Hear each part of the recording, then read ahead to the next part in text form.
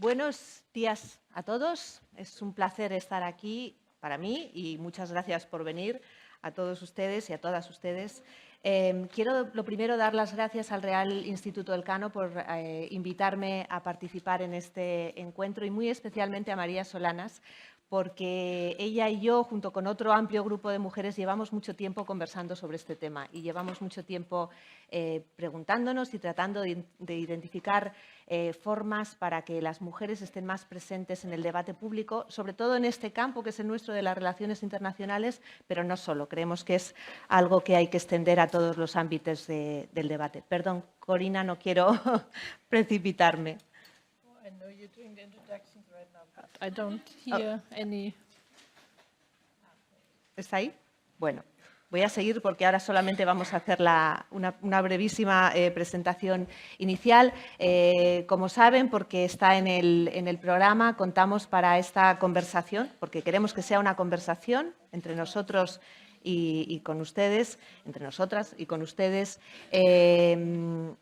Contamos en primer lugar con el embajador de Suecia, Lars Hjalmar White. Muchas gracias por estar aquí. Gracias. Contamos con Corina Hoss, que se está intentando acoplar la traducción simultánea, que es investigadora del German Marshall Fund en Bruselas.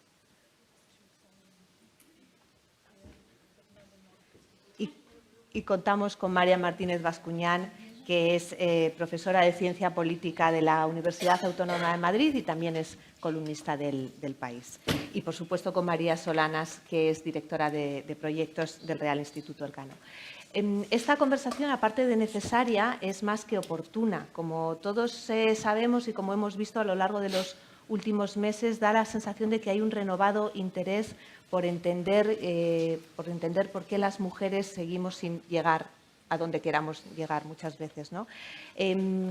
Tenemos la impresión de que buena parte de la culpa de este relanzamiento del debate, tenemos la impresión algunas, la ha tenido el presidente Trump, porque gracias a su, permítanme ser un poco incorrecta en este caso, a su manifiesta misoginia en muchos casos, a sus comentarios, etcétera, etcétera, a su política exterior, a su política, no exterior, a su política nada feminista, pues ha logrado aglutinar a un montón de gente alrededor. Lo más significativo posiblemente fue que al día siguiente de su toma de posesión empezaron las marchas de las mujeres que reunieron a cientos de miles de mujeres en Estados Unidos y también en el resto del mundo, y que eso ha generado un movimiento bastante global de reivindicación de la cuestión de género en general. Sin ese movimiento de reivindicación, el movimiento Me Too, que ha generado otra ola de llamados y de acciones en todo el mundo, posiblemente no habría sido tampoco posible. Y es algo que además ha tenido una especial repercusión aquí en España. Y realmente el 8 de marzo hemos visto como también cientos de personas, mujeres, pero también muchos hombres y sobre todo muchos jóvenes y muchas jóvenes salieron a las calles de España para seguir reivindicando el papel de la mujer y para seguir reivindicando un cambio de actitudes en la sociedad que permitan llegar a una igualdad real, ¿no? Esto es un poco lo que queremos analizar aquí. ¿Qué está pasando? Pero también queremos apuntar a qué más podemos hacer y qué más debemos hacer para, insisto, llegar a esa igualdad real. Y antes de empezar con la conversación, yo quiero referirme a este librito que seguro que conocen muchos, Mujeres y Poder, de Mary Beard, que además ha tenido la doble casualidad de, por supuesto, editorialmente salir en torno a esos días del 8 de marzo, eso es algo que siempre hacen las editoriales, pero además en España creo que también ha tenido una repercusión mayor gracias a que la autora obtuvo el año pasado el Príncipe de Asturias y gracias a eso siempre tenemos otra forma de mirar a los intelectuales, a los expertos, etc. Uno de los dos capítulos que tiene este libro, los dos son fascinantes y para cualquiera que esté interesado en esto yo lo recomiendo, es muy cortito y se lee muy bien. Uno de los capítulos que tiene este libro habla del silencio, yo lo llamo así, del silencio de las mujeres.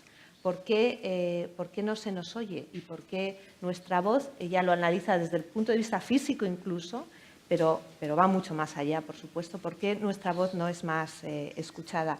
Y se remonta a los clásicos para explicarlo, y esto es fascinante. Esto es algo que está tan engranado en nuestros cerebros, en nuestra cultura, debo decir occidental, porque ella se remite a los clásicos griegos y romanos, pero está tan sumamente, lo tenemos tan sumamente enraizado que está siendo muy difícil de extirpar. Y hay una de las muchas frases que dice, cuando habla de la visibilidad y cuando habla del debate público, en la que se refiere a que hablar en público y la oratoria no eran solamente cosas que las mujeres en el mundo antiguo no hacían, es que eran prácticas y características y competencias que definían la masculinidad. Y por eso muchas veces cuando seguimos pensando por qué no se nos ve, por qué incluso cuando estamos no se nos ve o no somos más presentes, quiero remitirme a esto que forma parte desde tan antiguo de la cultura occidental. Pero bueno, vamos a dejarlo aquí. Vamos a empezar a tratar de analizar todo esto. Y yo quería empezar por preguntarle a María, ¿cómo ves este panorama global? ¿Cuál es el estado del debate? ¿Cuál es el estado de la conversación? No solo en términos conceptuales, sino también en términos reales. Gracias, Cristina. Bueno, yo creo que has iniciado con una frase que también yo tenía en la cabeza, ¿no? El silencio de las mujeres, ¿no? Yo creo que efectivamente esta conversación tiene lugar en un momento en el que se ha acumulado el trabajo de muchas décadas de las organizaciones de mujeres, del movimiento feminista, que mantenían, digamos, la reivindicación de la igualdad en un espacio en el que algunos consideraban en los márgenes y de repente ha saltado al debate público, ¿no? Ese silencio se ha roto, ¿no? Incluso ese lema que se ha hecho viral, ¿no? Time's up, el silencio se ha acabado, ¿no? Yo creo que además de que hay una mayor sensibilización en la sociedad global, y una mayor conciencia de que esta situación no puede ser inevitable, no es inevitable, la desigualdad entre hombres y mujeres no es algo que sea inevitable, y también hay la conciencia de que no se está dispuesto a esperar a que las cosas sucedan de manera natural, ¿no? Por tanto, yo diría que ha llegado al debate público la contestación a alguna limitación de derechos, sin duda ha contribuido. Antes que el movimiento Me Too, también encontramos otras manifestaciones en América Latina, el movimiento contra los feminicidios, es decir, hay una conciencia que se va haciendo cada vez más global y que, lógicamente, las redes sociales han ayudado también a darle viralidad y a darle globalidad, ¿no? Pero bueno, ¿cómo estamos? Bueno, pues vamos a empezar por el ámbito quizá más difícil, que es el ámbito político, ¿no? Yo creo que se han producido innegables avances. Bueno, partíamos de una situación, digamos, incluso de no derechos. Todavía hay países del mundo donde los derechos legales de las mujeres no están garantizados. Luego daré algunos datos, pero en el ámbito político, que donde la brecha de género es muy amplia, solamente un 10% de los jefes de Estado de Gobierno de los 193 países que forman la comunidad internacional son mujeres, es decir, 19 mujeres en 193 países. Un 23% de los parlamentarios a nivel global son mujeres, frente al restante, en fin, largo 70%. En el ámbito también del mercado de trabajo, ¿no? Que es un ámbito importante, o en el ámbito económico, las mujeres participan del mercado de trabajo en términos globales en un 54%, mientras que los hombres están en torno al 80%. Por supuesto, la brecha salarial, ¿no? que existe en todos los países del mundo es un desafío global y que en términos globales alcanza un 23%, ¿no? Algún dato más adicional para establecer el panorama. La violencia contra las mujeres, la violencia de género, afecta a un tercio de las mujeres en todo el mundo, es transversal a todos los países, a todas las clases sociales, a todas las culturas, y también en la Unión Europea. Es decir, no estamos hablando de un problema que afecte, digamos, al sur o a algunos países del mundo, es un desafío global. Y, sin embargo, en la parte positiva, el 44% de las mujeres en términos globales tienen estudios de educación superior frente a un 34% de los hombres. Por tanto, ahí estamos teniendo un problema. Hay más mujeres formadas y mejor formadas y, sin embargo, no conseguimos llegar a los puestos de decisión, ¿no?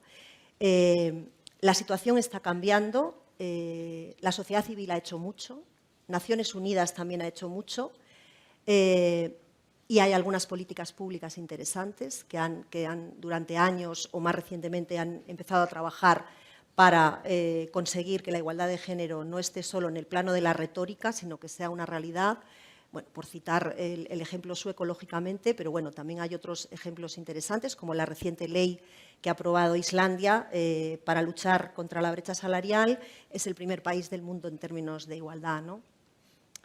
Pienso que la situación muchas veces es invisible, es decir, estos datos de los que no somos conscientes cuando digamos, se ponen negro sobre blanco, bueno, en algunos espacios chocan porque no son percibidos, y ese es también otro de los grandes impedimentos o barreras para conseguir la igualdad. A veces la desigualdad es invisible y hay que visibilizarla. Y la mejor manera de visibilizarla es con datos y, desde luego, con conversaciones como esta.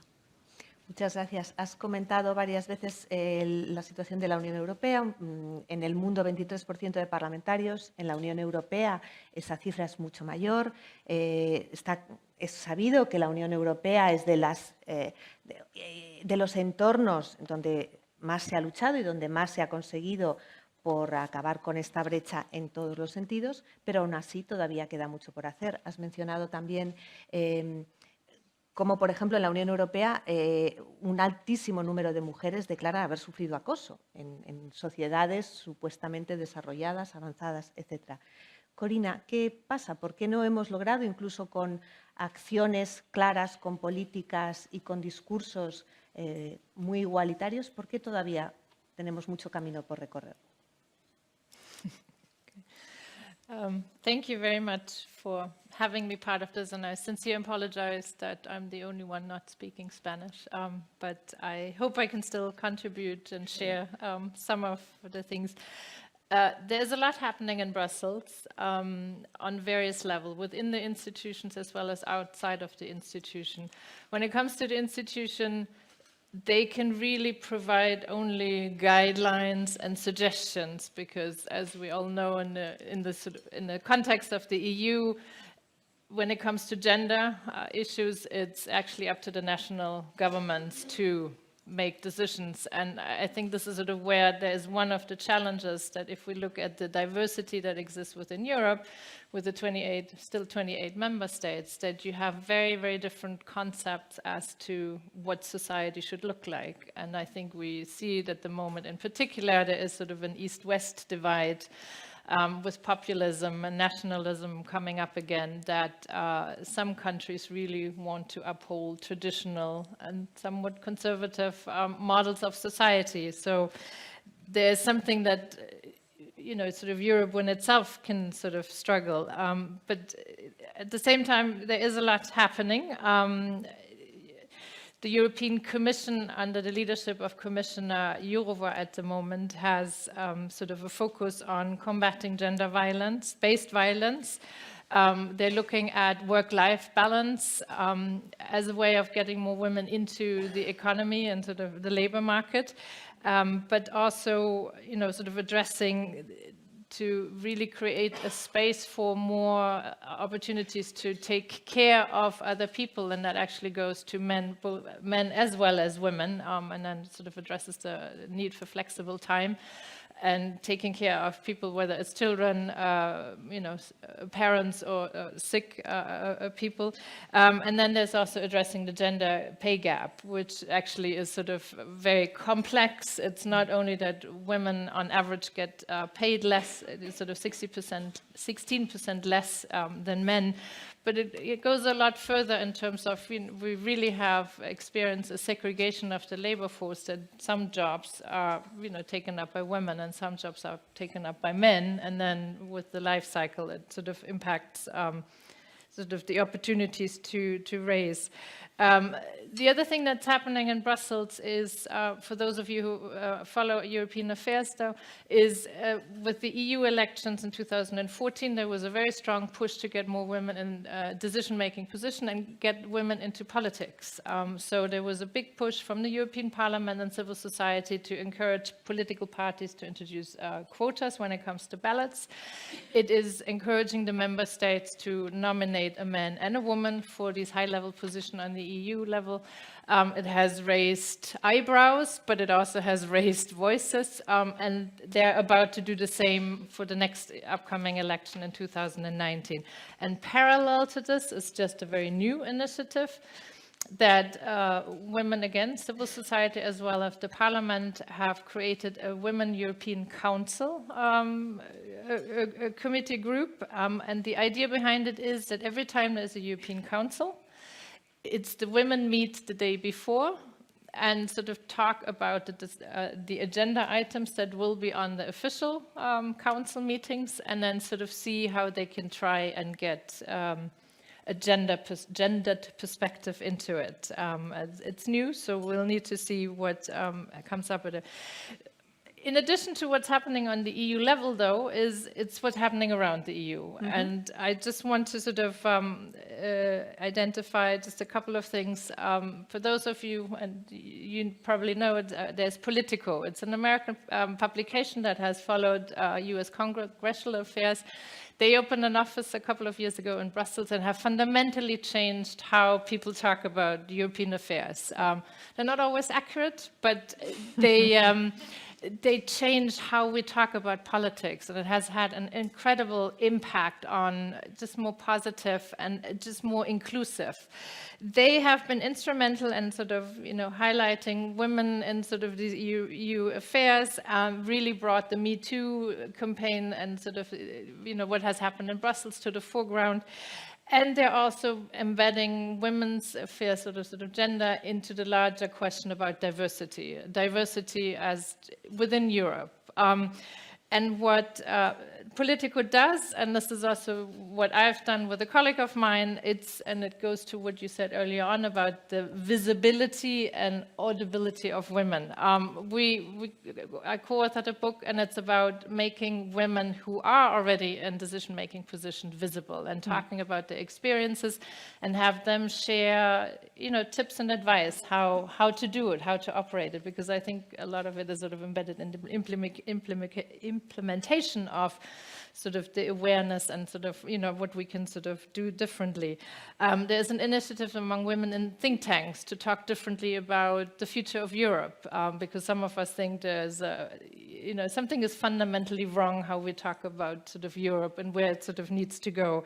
And another initiative that I'm involved in is, and again it goes to the visibility and audibility, is we created the Brussels Binder, which is a database of women policy experts, so that conference organizers and journalists can reach out also to women to provide analysis on political events and advice and expertise as we're fundamentally thinking about how to sort of tackle the challenges of the future.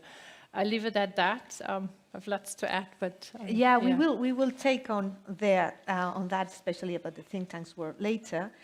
Solo quería añadir que Politico precisamente acaba de publicar una lista de mujeres influyentes muy interesantes, muy cortita, pero es muy interesante. O sea que coincido totalmente con Corina, es un medio para seguir. En este repaso que estamos haciendo desde lo global, aterrizándolo más hacia lo local, quería preguntarle al embajador por la experiencia sueca. Suecia siempre aparece, los países nórdicos en general, siempre aparecen en las primeras listas de los países más igualitarios. Islandia efectivamente es el que ha logrado más acción, pero están todos muy cerca. ¿Cómo se ha logrado? No solamente se refleja en el número de parlamentarios, pero da la sensación, tenemos por lo menos desde aquí, de que es una sociedad que se lo cree, que está llegando mucho más a ello. ¿Cómo lo ha hecho Suecia? Bueno, pensaba mucho de eso, cómo realmente enfocar esto. Y déjame empezar en el año 1250. Wow. Cuando estaba en poder un rey llamado Birger Jarl, que ha llegado al poder a través de un golpe de Estado, muy sangriento, muy brutal. Pero una vez en el poder, él empezó un programa de reformas del Estado en muchos sentidos. Y una de las reformas que él hizo era una ley protegiendo a las mujeres contra violaciones y abducciones. Y esto data de 1250. Y es decir, que estaba ya establecido este factor tremendamente importante en todo eso. No voy a mencionar muchos más datos, pero un par más. 1842 es cuando se hizo obligatoria la escuela, la educación para niñas. Y eso creo también ha sido fundamental, ¿no? Porque es a través de la educación que realmente se crean las posibilidades de llegar a la igualdad. El próximo dato voy a mencionar es 1919, cuando conseguimos el derecho de voto a las mujeres. Y la última es 1974, cuando se inicia el programa de licencia paternal, incluyendo también a los hombres.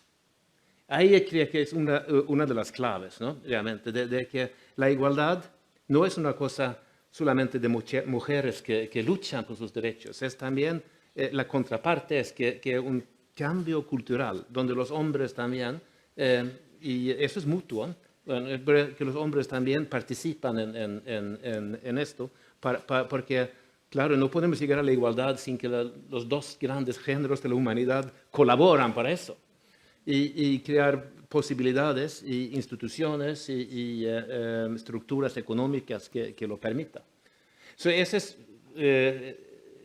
Estamos donde estamos debido a esta larga tradición, pero también la mentalidad de igualdad que siempre ha existido, esto de respetar los derechos de cada individuo. Pero ahí voy a añadir algo. También estamos muy pragmáticos. Ha sido una cosa para tener el crecimiento económico hace falta que más gente trabaje. Y para que más gente trabaje hay que hacer las condiciones para los que no han trabajado, las mujeres, entran en el mercado y encontramos maneras de aprovechar estos recursos intelectuales que hay y los recursos de mano de obra, ¿no? Y así, un secreto tema ha sido eso, ¿no? La perspectiva de derechos, de la tradición, de la cultura, pero en conjunto con un enfoque muy pragmático de cómo desarrollar la sociedad. Y ahí quizás es muy personal y quizás a otras personas diría otra manera, pero yo creo que es debido a que estamos donde estamos ahora, bastante altos en todos estos rankings, ¿no? de cuanto a la igualdad. Perfecto. En 1974 empieza la baja paternal. Por esas fechas en España se estaba dando permiso a las mujeres para que pudieran abrir una cuenta bancaria. Creo que tenemos un poquito de desfase. De todos modos, es cierto también que en España, desde entonces, hemos avanzado mucho y muy rápido. Posiblemente porque veníamos de una situación más atrasada, hemos avanzado más rápidamente que en otras sociedades y aún así todavía tenemos mucho que hacer. Quería preguntarle a Mariam por qué este 8 de marzo ha sido tan especial en España. ¿Por qué de repente parece que nos hemos despertado, veníamos de un letargo? ¿Qué ha pasado para que haya sido posiblemente el lugar del mundo donde más impacto ha tenido esta reivindicación, por lo menos en la calle? Bueno, yo no estoy segura de si ha sido un despertar o ha sido algo que se venía fraguando desde hace tiempo. Yo haría dos lecturas. Por un lado, el contexto internacional, y ahí coincido con la importancia de la aparición de Trump como ese personaje misógino que encarna de alguna manera lo que yo llamaría la gran reacción populista ante cambios que son irreversibles y que están poniendo en cuestionamiento las tres identidades fundamentales, la nacional, la institución de la familia y sobre todo la de género, que es probablemente la identidad más central que tenemos, aunque no la queramos reconocer, y precisamente por eso es tan central, porque está absolutamente invisibilizada. Y en ese sentido, Trump representa algo así como ese sentir, esa amenaza que muchos hombres han visto ante los avances del feminismo, con un entendimiento de la virtud masculina absolutamente obsoleto, y cómo han buscado en ese personaje esa identificación o esa necesidad de reafirmarse en algo que está desvaneciéndose, ¿no? Trump podría ser también la encarnación de la propia crisis de Occidente, de los últimos coletazos del dragón occidental, que que a pequeña escala representa también esa masculinidad que está en decadencia. Entonces, ese para mí sería el contexto global representado por estos hombres fuertes que vienen un poco a saciar esos miedos ante la decadencia de las grandes identidades, y una fundamental es la de género. Después, en España, es inevitable que en un mundo globalizado todo esto no haya llegado aquí, y más en la era de Internet, en el que los movimientos globales que aparecen ya tienen esa estructura comunicativa. Esto quiere decir que no aparecen porque exista Internet, pero sin Internet no serían posibles tampoco, ¿no? Y en ese sentido los podemos englobar dentro de esos movimientos que aparecen con el Occupy Wall Street, con la propia primavera árabe. Aquí el feminismo se une un poco a esos movimientos globales surgidos con la era de Internet. En España yo creo que sí que ha habido una tradición de movilización importante que se ha visto desde la propia guerra de Irak hasta las manifestaciones contra las mentiras del 11M y la conexión con Al-Qaeda, con ETA, perdón. Se ha visto también con las manifestaciones contra la reforma que pretendía llevar a cabo el ministro Gallardón. Es decir, que sí hay, de alguna manera, una tradición de movilizaciones muy importantes que ya marcaron una impronta especial en relación al contexto internacional. Y ahí pienso, repito, en la guerra de Irak. También las manifestaciones contra la guerra de Irak fueron especialmente relevantes aquí en España dentro del contexto internacional. Entonces, hablo de estas movilizaciones porque los estudios feministas hechos aquí han mostrado de qué manera, por ejemplo, las movilizaciones contra la ley, la reforma de Gallardón, sí que van a asentar una estructura organizativa dentro del movimiento feminista, como quizás no ha habido en otros países, y cómo esa estructura se conserva y hace que sea más fácil la movilización o la facilidad para organizarse en aras de esa movilización. Incluso estos estudios muestran cómo en Cataluña el movimiento feminista no se implica excesivamente en la cuestión territorial porque tiene una centralidad con respecto a los temas de la agenda feminista que viene sobre todo de estas movilizaciones contra la reforma de Gallardón. El tercer factor, yo hablaría de la activación que supone la agenda de género que lleva a cabo el gobierno de Zapatero, ¿no? Ya fuera de la sociedad civil, aquí lo que se va a producir es un orden de género, un feminismo de Estado propiamente dicho, que va a implicar una transversalidad en todos los ministerios, un mainstreaming de género que va a llevar a que unidades de género controlen todas las políticas públicas y que va a introducir en la agenda pública temas de género y, sobre todo, una conciencia sobre estos problemas y un vocabulario esencial que no solamente nos va a ir homologando, como había pasado hasta ese momento, con políticas públicas dentro del ámbito europeo, sino que además nos van a colocar como un país puntero en ese sentido, ¿no? La ley contra la violencia de género va a ser una ley de vanguardia en el orden internacional. Hay un discurso. Y aquí me refiero también a la voz, ¿no? A la importancia no solo de dar visibilidad a las mujeres, sino a los términos con los que la experiencia de las mujeres describen determinados problemas sociales de la agenda que muchas veces no coinciden con los términos hegemónicos que se están produciendo en la conversación, ¿no? El hecho de introducir más mujeres implica que hablemos de aborto en términos de salud sexual y reproductiva antes que de asesinato o de supuestos, etcétera, etcétera. Entonces, esto del género va a ser muy importante para poner el nombre adecuado a los problemas y que salten en la esfera pública. Y luego, ya acabo aquí, también aquí en España fue muy importante la movilización de las periodistas. porque ellas tienen las vías de comunicación y quien tiene ese acceso a las vías de comunicación tiene un poder especial.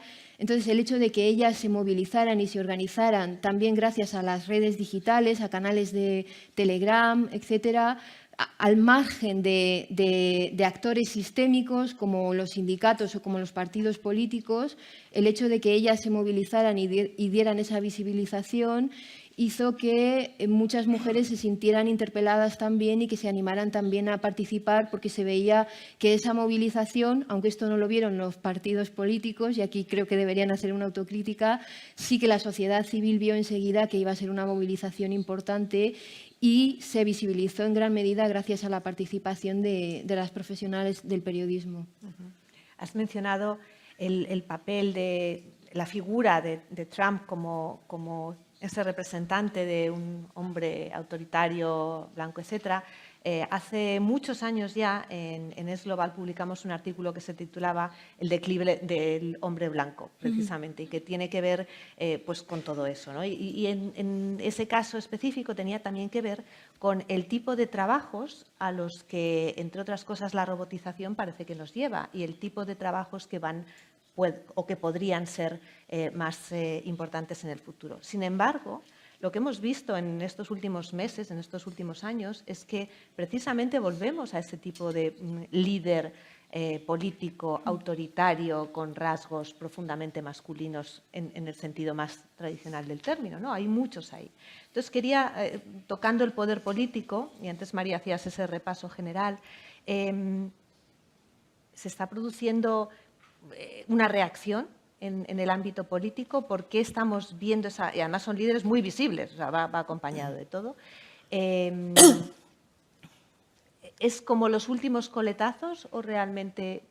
Quería que todos intervinierais, pero bueno, en cualquier caso empezaría por María. ¿Cómo estás viendo ese papel en el entorno político? Y perdóname, lo voy a ligar también con un hecho muy simbólico, y es que por primera vez en muchos años en el entorno latinoamericano, que se ha caracterizado por la presencia de mujeres presidentas en varios países, no va a haber ninguna. Por lo menos de aquí a unos meses, acaba de salir Bachelet, no va a haber ninguna. ¿Cómo ligamos esas dos tendencias? Bueno, como antes señalaba en el panorama inicial, un 10% de las mujeres, de los jefes de Estado y de Gobierno son mujeres, ¿no? Esto hace casi que se conviertan en auténticas heroínas en un mundo donde el acceso, digamos, natural es complicado, ¿no? Y, de hecho, el ejemplo de América Latina, como comentábamos en el anterior debate, es bueno, ¿no? Comentaba, creo que fue Daniel Zobato, que en América Latina la sociedad es profundamente machista. Yo creo que ninguna sociedad en ningún país del mundo está libre de esa construcción en la que nos hemos socializado. Quizá Suecia o Islandia han tenido una evolución efectivamente diferente, pero todos nos hemos socializado en un mundo, incluso el día 8 de marzo, portavoces de todos los partidos políticos de este país lo comentaban, ¿no? Nos hemos socializado en una sociedad machista. Por tanto, la ausencia de referencias,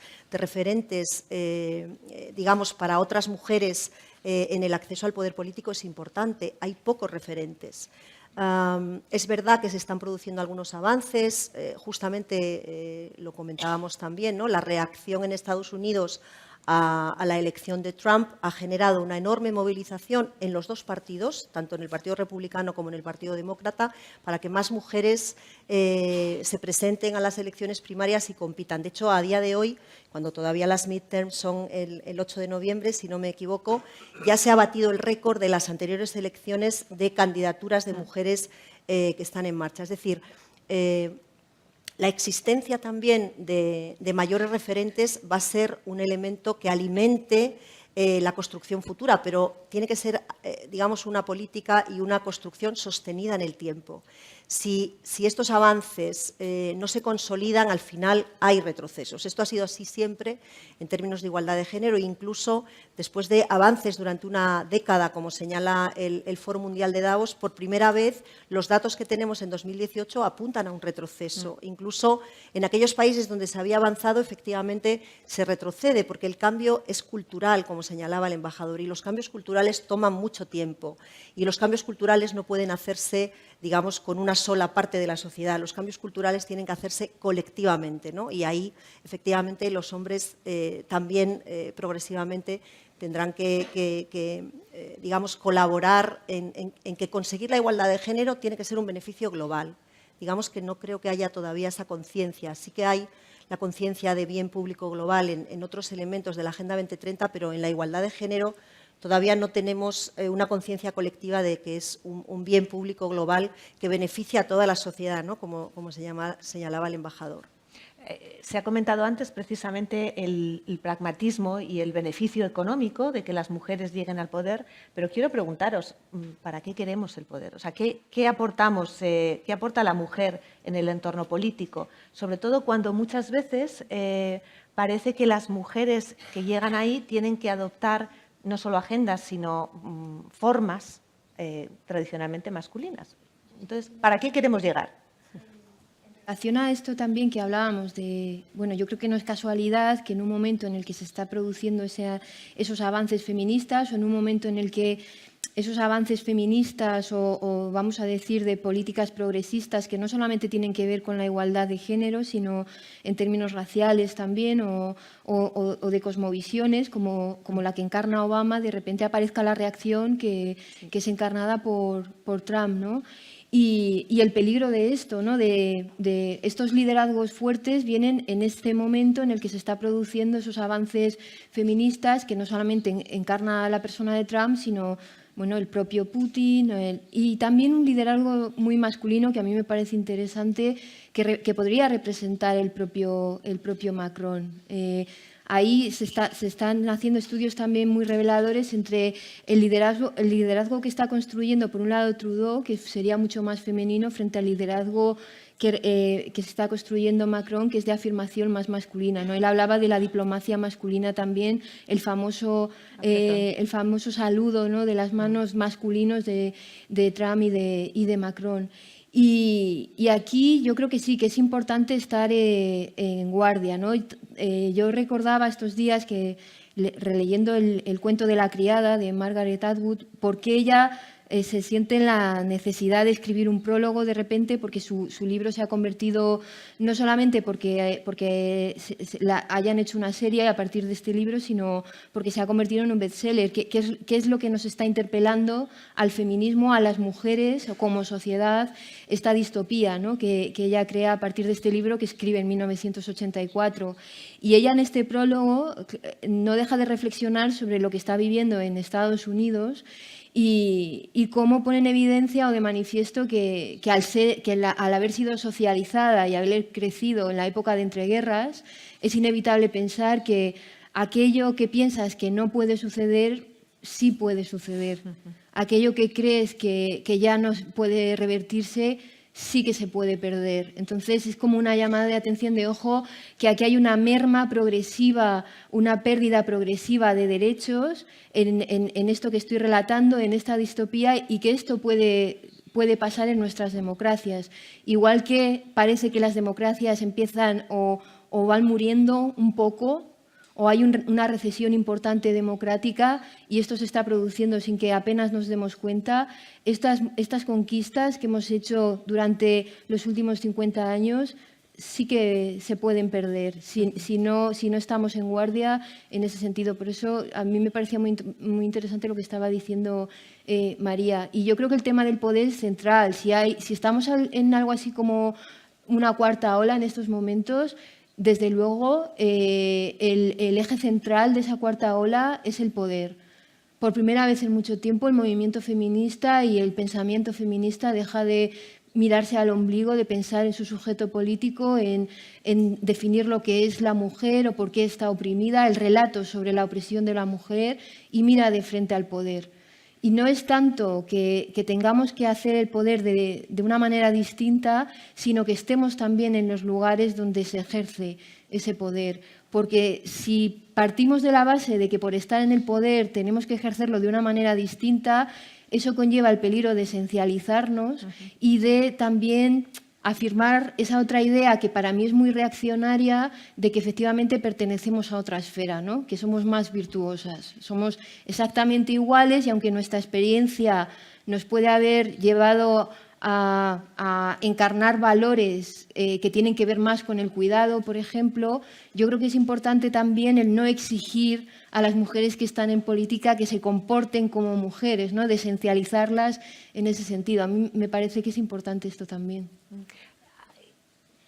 No sé si vas a añadir algo. Bueno, sí, siempre tengo algo que decir. Perfecto. Pero, bueno, es una cuestión de poder, por supuesto, ¿no? Y el poder que las mujeres llegan al poder, pero no es una cuestión de poder para oprimir al otro, es una cuestión de usar el poder para llegar a mejores decisiones, a una mejor sociedad.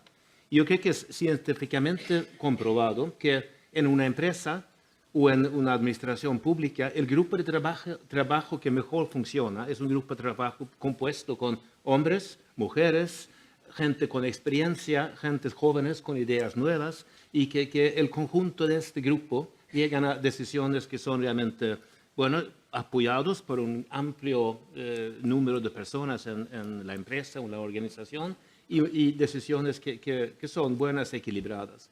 Lo mismo se trata del más alto nivel del Estado, por supuesto, de que haya gobiernos compuestos de igual número o casi igual número de hombres y mujeres. Y aquí en Suecia estamos 50-50, ¿no? 50% hombres, 50% mujeres en el gobierno. No es la fórmula única, por supuesto, ¿no? Pero puede haber otras maneras de llegar a lo mismo, pero la cuestión es de usar el poder y usar para llegar a mejores decisiones para la sociedad en su totalidad. Y ahí yo creo que hay que incorporar todos los puntos de vista, y ahí eso habla en favor de esto. Luego, yo creo que no hay que exagerar. Es simbólico, por supuesto, y que tiene influencia por lo que hace Trump o Putin o Macron, no sé. No hay que dejarse deslumbrar por eso. Lo importante es la política, bueno, el trabajo diario, ¿no? En las asambleas locales, en las municipalidades, en los parlamentos nacionales, en las empresas, en casa, donde puede hacer mucho todavía, yo sé por experiencia. Esto es lo importante, yo creo, de no perder de vista el trabajo diario, de paso a paso llegar a una mayor igualdad. Y no pensar demasiado en que el descamisado Putin luchando con tigres, o lo que es, ¿no? Bueno. Osos. Osos. Una pregunta un poco atípica. Sí. Suecia es el único país del mundo que yo conozco que tiene un Ministerio de la Felicidad. No tenemos. ¿Ya no? No. Una responsable. Yo no nunca lo hemos tenido. Bueno, hay un departamento. Tampoco. Interministerial, tampoco. Sí. Yo creo que no hace falta. Vale. Bueno, pues tocaremos este tema en otro momento porque yo lo he estudiado y al frente de este departamento hay una mujer y va a preguntar precisamente si era de ese tipo de cuestiones que pueden haber introducido el hecho de tener un gobierno paritario y tener esa tradición. Pero eso lo dejamos para otra conversación. Quizás es una buena idea, pero yo creo que la felicidad no se puede dirigir por burócratas, ¿no? Pero, pero yo creo que es también el conjunto de trabajo de los ministerios. La meta es de llegar a un mayor nivel de bienestar en la sociedad, ¿no? Y se lo llama felicidad, muy bien, pero es esto, hay que hacer que todo el conjunto trabajen en una dirección que beneficia a todos. Muy bien. Quiero volver al tema de la visibilidad y quería preguntarle a Corina por esta experiencia que nos contaba antes Brussels Binder, porque es un ejemplo de una acción muy específica en un lugar muy específico para mejorar la presencia o activar la presencia de expertas en un mundo como Bruselas, que está lleno de expertos. Quería que nos contaras un poco cómo está funcionando y cuál es la aspiración. Thanks. The Brussels Binder is a tool, and developing it has shown two things. It is about changing how we think about society and sort of the operation of institution. So it really is asking for a fundamental shift of how, of mentalities, and it's sort of both men and women, and how we've sort of got used to to operate. But it has also shown that, as much as we want to put in place legislation and policies, it's also up to the women to sort of grab that space that is there. So the Brussels Binder is a collaborative effort, and very delighted that Elcano is part of it. It came out of the think tank space, women who hold many positions, often as deputy directors of think tanks, but also having real policy expertise, but never got asked to be on panels. It was always the head of the institutions that were there. And so we were trying to find a way of getting us a bit more out there. So this is how we figured out, let's do a concrete tool that conference users, conference organizers and journalists can use and put ourselves sort of out there. So it was created and launched earlier this year and has already over 500 people in it. And now, we need to do the outreach, and we need to get institutions like our think tanks to sort of use it. Related to this is, though, also to encourage the women to sort of step up. And that's an interesting experience, because it's all, they know their stuff, but they need to get used to public speaking and sort of putting themselves and their opinions out there.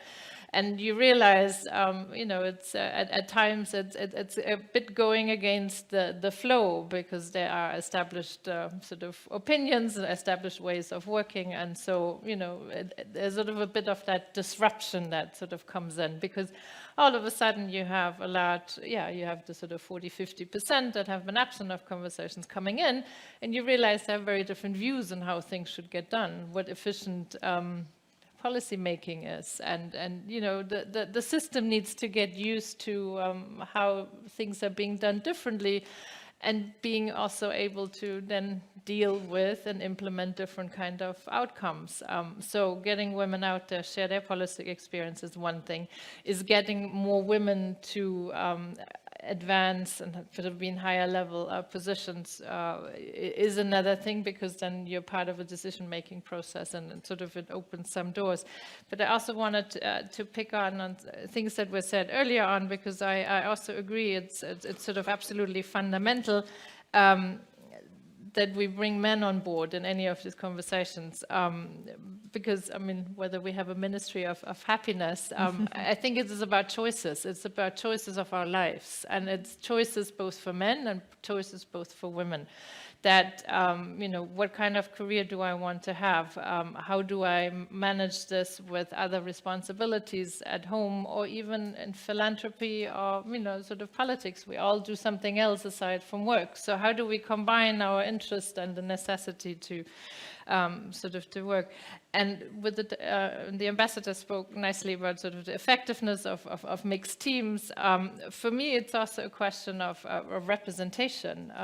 If our institutions, whether it's companies or governments, the makeup of their staff needs to be as diverse as the societies, the populations, or the clients, or the consumers you're trying to reach. If you don't have that, the products you're producing, whether it's policy or shoes or even military, it doesn't really serve its purpose. So it's more effective, better results and better products, but it's also sort of a representational question. So I hope we manage to move on from this debate that it's just a thing for women, and so it goes beyond. It's for women and men, and it also requires us constantly to remind ourselves when we talk about gender equality, this is not just about bringing women in. It's about the relationship between men and women, and so we have an opportunity because it's about choices. Dos preguntas relacionadas con lo que acabas de contar, una para ti, otra para todos.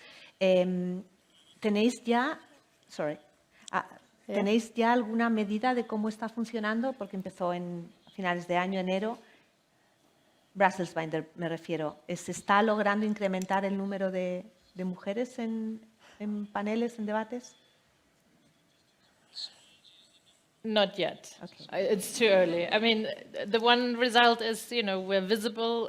We get on a regular basis women who want to sign themselves in and adding up their profiles. So we've reached that one. Now it is working on our institution, Elcano, the German Marshall Fund, and other think tanks have joined to really use it and be held accountable for, endorsing and supporting this as product. Preguntaba porque Yeah. hace unos años hubo una experiencia similar en España, fuera del circuito de las relaciones internacionales, era mucho más amplio, se llamaba Plataforma de Expertas, pero nunca llegó a cuajar, nunca llegó realmente a incentivar la presencia de más mujeres en el debate público. Y creo que lo has mencionado también, hay dos vertientes. Una, la de la demanda, quién solicita o quién organiza cosas. Y otra, la de la oferta. Y esta es la pregunta que quería haceros a todos, porque oímos hasta la saciedad esto de que incluso cuando se las llama, muchas mujeres no acuden, por razones múltiples. Una, por compatibilidad de horarios, acontecimientos que ocurren a última hora de la tarde y es más difícil la conciliación, todo ese tipo de cosas. Otra, y debo decirlo así, por inseguridades. Muchas veces no creemos que podamos estar a la altura, no sé si es perfeccionismo, no sé, las raíces psicológicas de todo eso. Y la pregunta es, ¿qué podemos hacer o qué estamos haciendo para romper esta tapa que nos ponemos nosotras mismas, que ya no está del lado de la demanda, está del lado de la oferta? No sé quién quiere.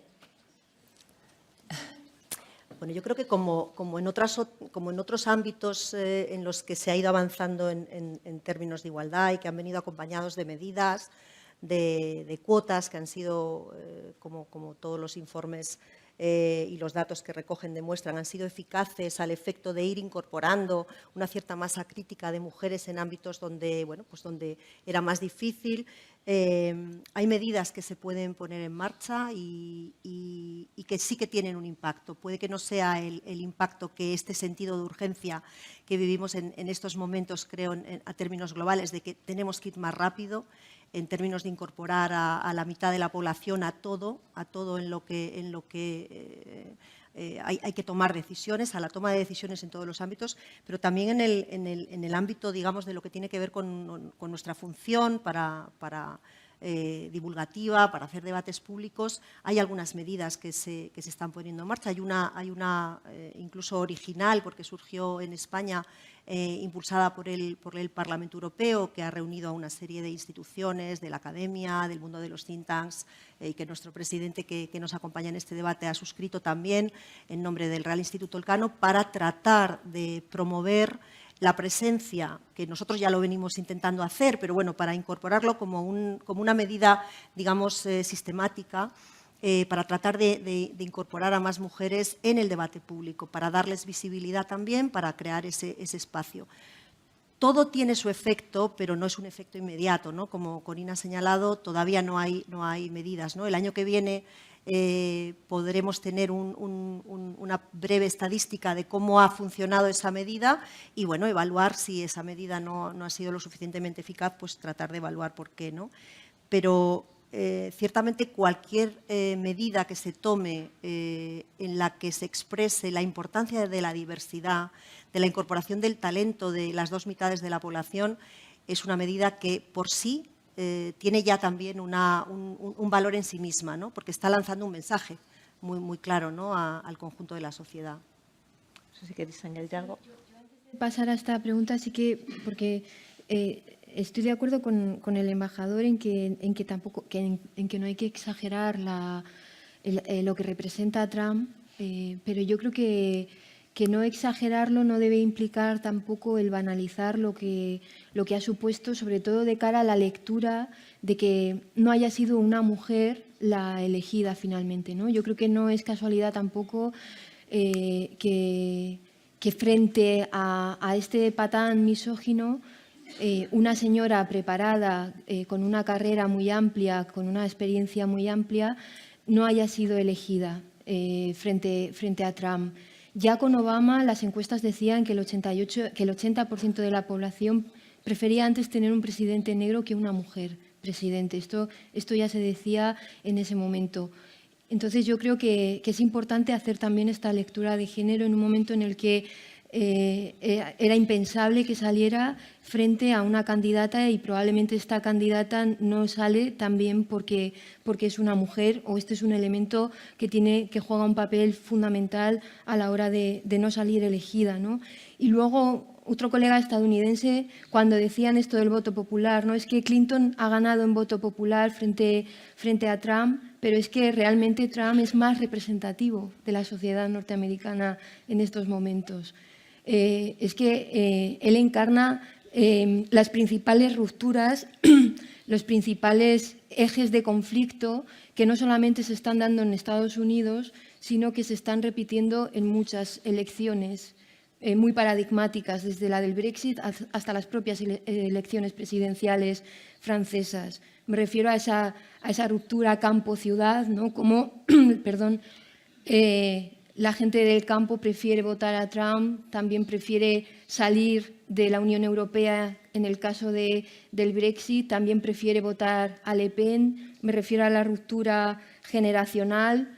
Hay un mayor porcentaje de jóvenes que votan a Clinton, aunque los jóvenes preferían a Sanders. Hay un mayor porcentaje de jóvenes que prefieren no salir de la Unión Europea, aunque finalmente hay un gran porcentaje que no votan, pero que sí se movilizan con las elecciones posteriores, que dan unos resultados muy buenos a Corbyn. Hay una brecha de género, claramente mujeres votan más a Clinton que a Trump.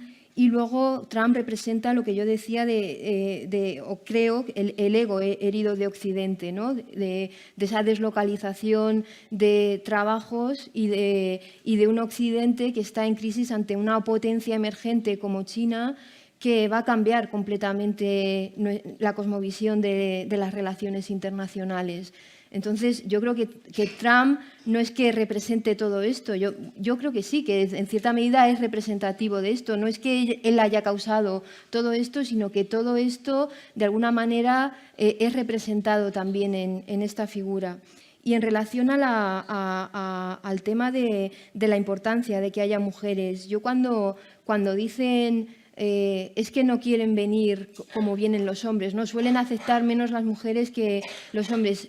Sí, aquí sí que también hay evidencia empírica sobre esto, de que hay unas inseguridades mayor también por procesos de socialización, por la propia historia, ¿no? Tú misma has citado ese famoso origen, ¿no? De Telémaco mandando callar a su madre y cómo él se afirma como hombre y como su poder en el espacio público, haciendo callar incluso a su propia madre. Entonces, esto no solo tiene que ver con que en condiciones o que tengamos en igualdad de condiciones ese derecho reconocido, sino con que hayamos interiorizado también ese derecho y que estemos dispuestas a asumir más riesgos. Aún así, yo siempre diría que si 3 te contestan que no, llama a la cuarta. Y si la cuarta dice que no, llama a una quinta. Y si la quinta dice que no, probablemente la sexta acabará diciendo que no. Y luego, pues otras contingencias que a mí me parecen muchas veces casi obscenas, ¿no? A mí hace poco me invitaban a un acto en el que un político iba a dar una conferencia sobre populismo. Yo acabo de publicar un libro con otro catedrático, con Fernando Vallespín, un libro sobre populismos. Y este político que iba a dar la conferencia era efectivamente el que daba la conferencia y a mí me invitaban en calidad de perfecta moderadora, me decían. Cuando yo acabo de publicar un libro, yo iba ahí como perfecta moderadora.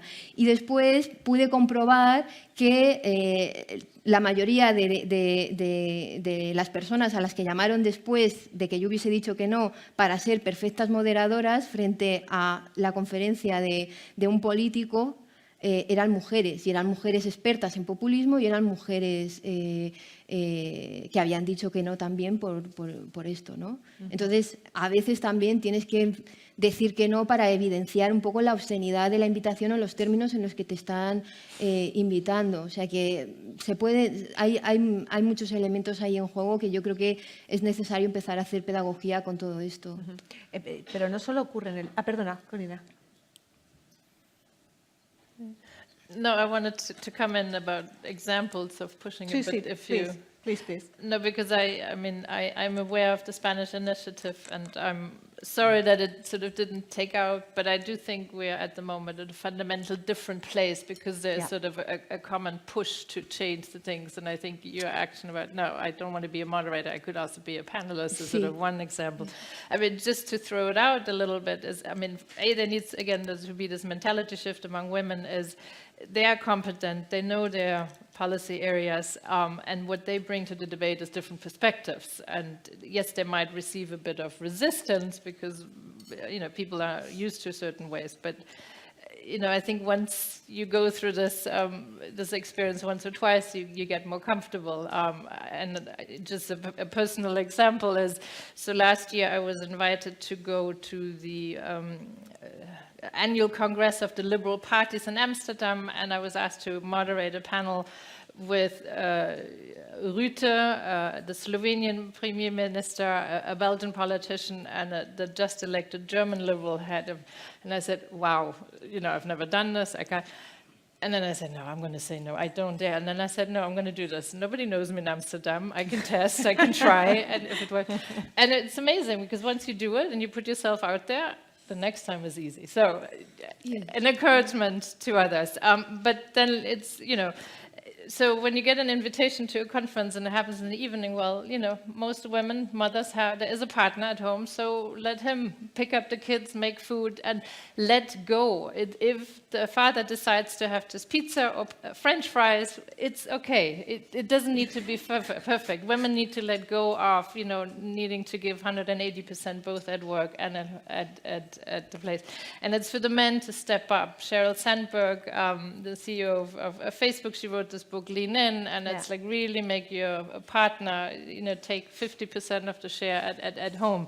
And so it's these little things. It's my organization is trying not to do conferences on weekends, but do them during the week, so that both we can increase the number of women we can come to these things. It's about leaders, supervisors at work is have important meeting during working hours, and not early in the evening or sort of, you know, early in the morning or late in the evening that conflicts with you know, with other sort of responsibilities. And then, you know, we have to working mothers, but we don't really use the term working fathers. So it sort of speaks to, like, we need to change the language of how we do things. I just wanted to throw out a couple of sort of examples. No, muy bien traídos los ejemplos. Yo también quiero añadir la experiencia de una organización que María y yo conocemos bien, que procede de Chile, se llama Hay Mujeres, Fundación Hay Mujeres, y ellas lo que han estado haciendo para promover la presencia de mujeres en el espacio público y en los medios de comunicación, y ahora voy a por ti,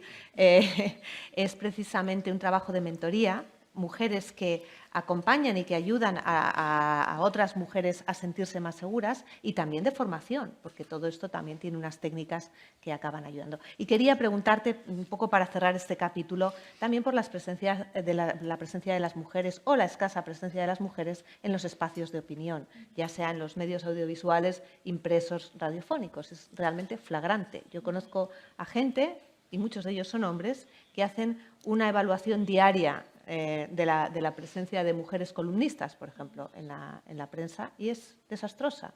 Entonces, como tú lo eres, quería preguntarte también cuál es la experiencia, cómo podemos hacer para cambiar esa dinámica. Bueno, claro, es que ahí no depende tanto de las columnistas, que también, como de las personas que contratan a las columnistas. Claro. No, bueno, yo aquí creo que lo que yo puedo hacer aquí es reivindicar la importancia del papel de voces de mujeres a la hora de describir la realidad, porque si bien antes estaba diciendo que el hecho de ser mujer de una manera esencialista o biológica no te hace describir el mundo de una manera, el hecho de ser descrita como mujer o de ser posicionada como mujer socialmente sí que te hace ver las cosas de una manera determinada, que ha ocurrido así a lo largo de la historia, te hace sensible a determinados temas y, por tanto, eso inevitablemente se va a traducir en tus análisis, en los temas en los que tú estás fijándote, en las reivindicaciones que tú quieras hacer, en el compromiso adquirido que tú has hecho y, claro, para eso es fundamental la voz. también desde el punto de vista de la representación simbólica, ¿no? De la importancia de ver mujeres en columnas, en las webs, en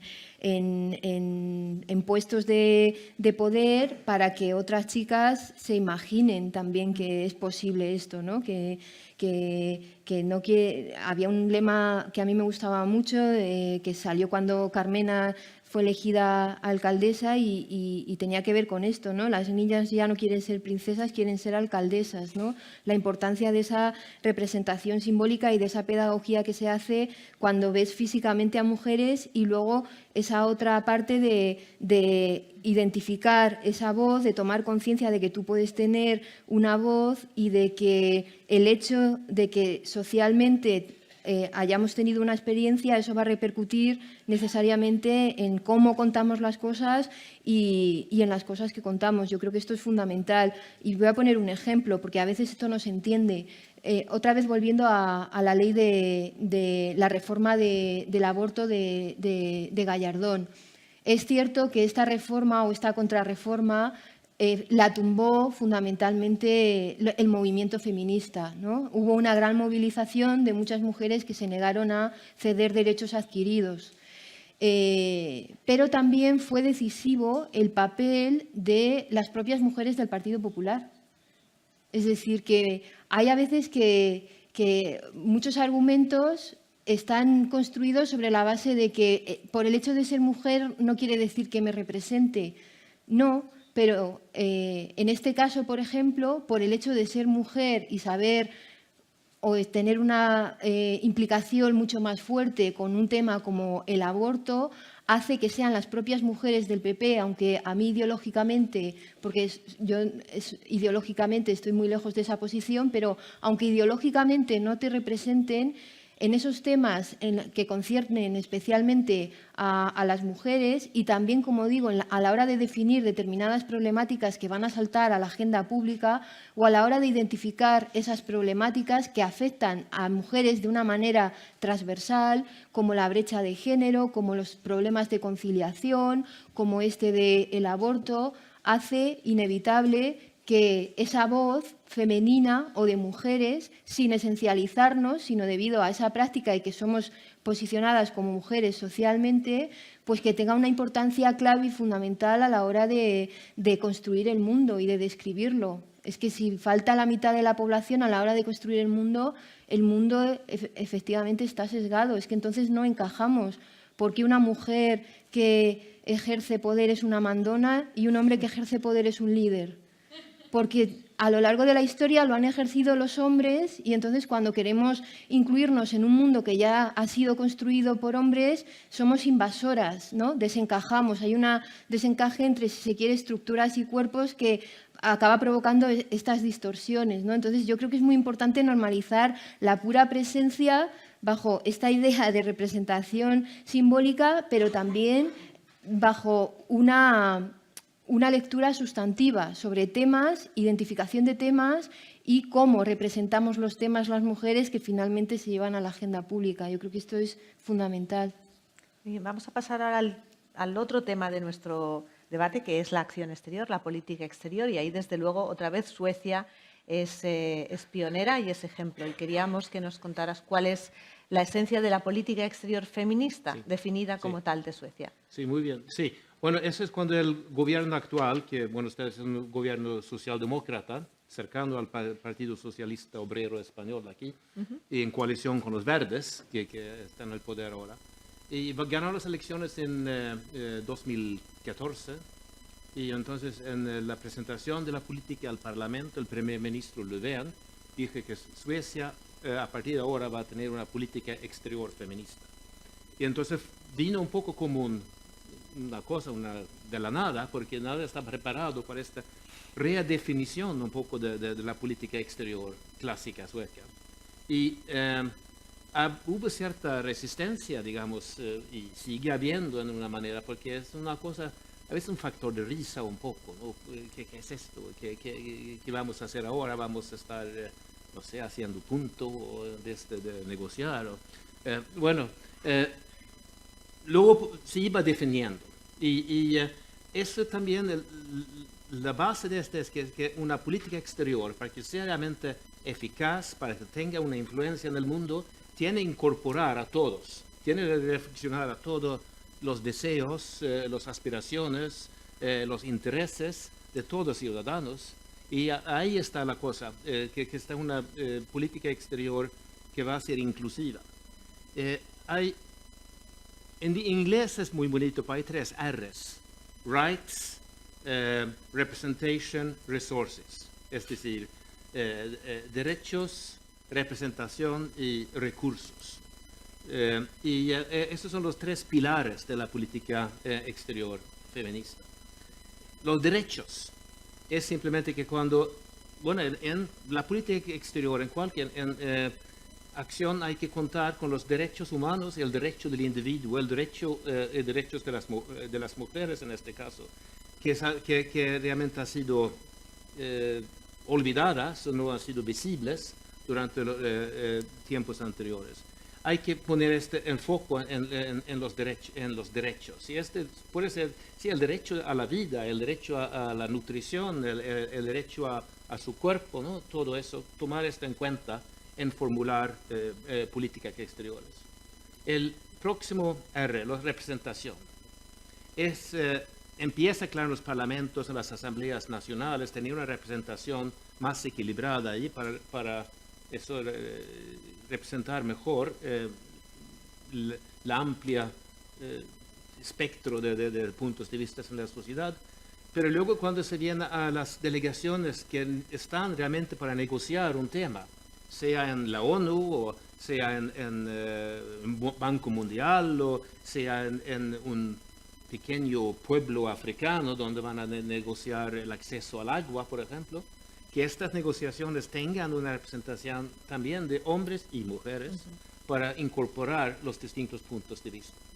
Y en una negociación de un cese de fuego, un paz, una transición de un régimen al otro, lo mismo, ¿no? Tener grupos de negociadores que aportan distintos elementos, y pensamos que eso va a dar como resultado convenios de paz, acuerdos más duraderos, porque son más legítimos en los ojos de todos los participantes. Y el tercer área, los recursos. Claro, es decir, que en los programas de cooperación internacional, intentar de mejor un poco identificar y enfocar estos recursos a programas que fomentan precisamente una mejor participación de las mujeres, igualdad de género. En el trabajo presupuestario en los países, incluir el tema de género cuando se construye el presupuesto nacional, y bueno, financiar viajes, ¿no? para que mujeres puedan participar en estas negociaciones, etcétera, etcétera. Entonces, derechos, recursos, representación, ¿no? Son los 3 pilares. Ya es muy pronto decir exactamente a qué ha llegado. Hay ejemplos de concretos ya, donde eso ha tenido efecto, o donde pueda tener efecto en un par de años, porque claro, son procesos largos, y es también un tipo de cambio cultural, como ha dicho María Solana, cambios culturales duran tiempo. Ahora vemos que otros países están adoptando lo mismo. Canadá también tiene ahora política exterior feminista, y luego otros países incorporan estos elementos cada vez más, ¿no?, en sus políticas, que poco a poco vemos que igual llegamos un día cuando se habla otra vez de política exterior sin feminista, pero suponiendo que esto incluye los intereses de todos. Bueno, más o menos así. Muy interesante. Yo siempre, en este campo, siempre reivindico también la tarea de Hillary Clinton al frente del Departamento de Estado, porque introdujo muchas variables de género en la política exterior, que bueno, también han sido un avance. Exactamente. Sí. En el caso de las negociaciones de paz es recurrente el pedir que haya más mujeres, para empezar, porque en muchos casos de conflictos las mujeres y los niños son las principales víctimas, y si no están representadas en las negociaciones se está dejando una parte muy importante. Y ahí quiero destacar también el caso de Colombia. En este proceso han introducido la novedad de tener una variable de género muy presente en la forma que se ha negociado y en la forma en que están presentes. Habrá que ver cómo se continúa luego, ¿no? Y quería preguntarle a María, ¿en qué otras facetas debe mejorarse o incrementarse la presencia, el papel de las mujeres en la política exterior? Bueno, déjame que profundice un poco en el ámbito de la paz y la seguridad, porque la paz y la seguridad sin duda es uno de los objetivos centrales de cualquier política exterior, conseguir que el mundo viva, digamos, en una cierta estabilidad. Y desde luego en el ámbito de la paz y la seguridad la participación de las mujeres sustantivamente no solamente es, digamos, conveniente, sino que ha demostrado su carácter imprescindible. Hay datos, no solamente es que lo pensemos, lo imaginemos, hay datos abrumadores sobre si las mujeres participan en los procesos, no solamente en los procesos de negociación, de mediación con las partes, sino en la implementación de los acuerdos y en su consolidación. Hay datos muy demoledores sobre cómo esos procesos tienen mayor posibilidad de llegar a éxito, mayor posibilidad de ser duraderos en el tiempo. Es decir, la conclusión empírica es que no hay paz sostenible sin mujeres. Y, de hecho, es uno de los lemas que se han viralizado también, más mujeres, más paz, porque está demostrado y los procesos de paz que se han estudiado están demostrados. Y, sin embargo, los datos, dejadme que os los pase, son los siguientes. Solamente un 2% de los jefes mediadores en este momento son mujeres, solamente un 9% de los negociadores y solamente un 4% de los firmantes de paz. Estos son los datos a día de hoy. Y esto es un avance respecto a la aprobación de la resolución 1325 en el año 2000, que es la gran resolución que pone en marcha la incorporación de la perspectiva de género en los procesos de paz. Y a esto, para paliar esta situación, que es un elemento, insisto, central de la política exterior, España, de hecho, lo ha llevado como un elemento central de su bienio en el Consejo de Seguridad 2015-2016, porque es un elemento central del objetivo fundamental de Naciones Unidas.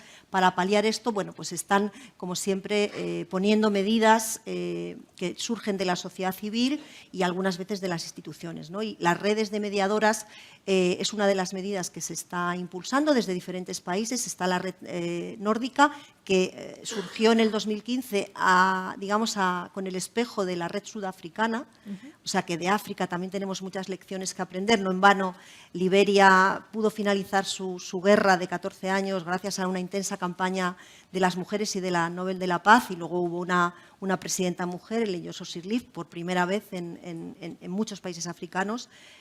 Luego de la red nórdica surgió la red africana, la FemWise, y recientemente la red mediterránea de mujeres, que cuenta con mujeres de las dos orillas del Mediterráneo, y ahora hemos empezado a trabajar en la posibilidad de crear una red global que nos permita hacer dos cosas. Por un lado, conjurar la frase de no hay mujeres preparadas para hacer esta tarea. Vamos a tratar de crear una red en la que haya cientos de mujeres muy preparadas, de un extraordinario nivel, para que sí puedan, prestar ese servicio en todos los continentes.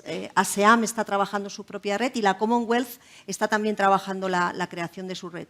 Es una medida que necesitará un recorrido, pero puede contribuir efectivamente a que las mujeres participen y, por tanto, el objetivo de la paz y la seguridad sea posible, ¿no? Hay otros elementos de la política exterior importantes. El embajador ha citado uno, los temas de cooperación.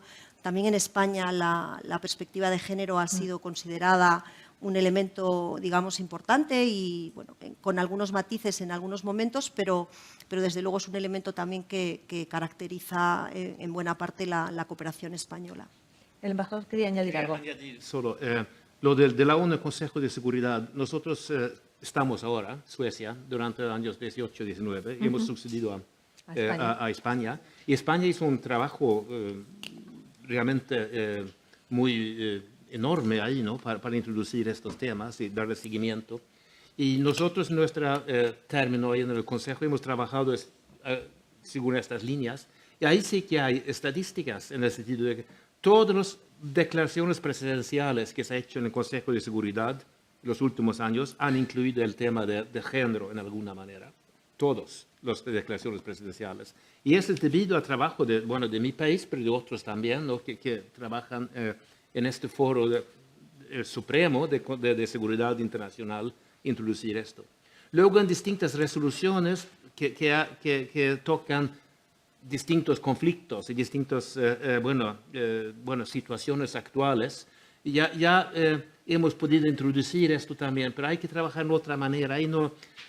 Ahí no se trabaja simplemente, hay que adaptarlo al contexto concreto, esto, y no en una manera generalizada, ¿no? Pero si se adapta al contexto concreto, se puede introducir varios elementos de género y derecho de protección de las mujeres, las primeras víctimas, ¿no? de los conflictos. Sí, eso, que el trabajo en la ONU seguimos y yo creo que ahí se va a quedar, está tan establecido, ¿no? que ningún país en el Consejo de Seguridad del futuro puede intentar de echar esto a un lado, ¿no? Va a ser un tema central ahí. Quiero hacer... Justo. Sorry if I just may throw in a little bit of spice to the sort of conversation. I mean, I followed the Swedish example as feminist foreign policy very closely. I don't see any change on the European level. I mean, none of the European governments have sort of followed up and taken this as an example. So I've been actually really dismayed that nobody sort of picked it up. And not even on the EU level with the High Representative Mogherini sort of being willing to step forward together with Wallström sort of pushing that. So I actually find this a bit of a disappointment. Then I kind of was interested in, again, when Canada came forward with its international foreign development policy, then sort of talking to them, realizing there hadn't really been a lot of exchange of views between the Swedes and the Canadians, and then sort of how can we push this together forward. And then I also see it in the staff from both embassies in Brussels. They don't really know what to do with it. So leadership is good, and, you know, Trudeau saying the right things, but you need to, and that's sort of, I guess, the resource question, you need to empower your staff to really pick up on the things. And just on the women, peace and security, I mean, so I'm part of a network, Women International Security, and so I have some colleagues of mine who sort of follow this more closely. The one thing I am always puzzled about by this initiative is that it puts women in the victim category and not as an actor. So here we have the West, UN or EU or NATO, you know, really requiring the Syrians, the Ukrainians to come up with mixed teams.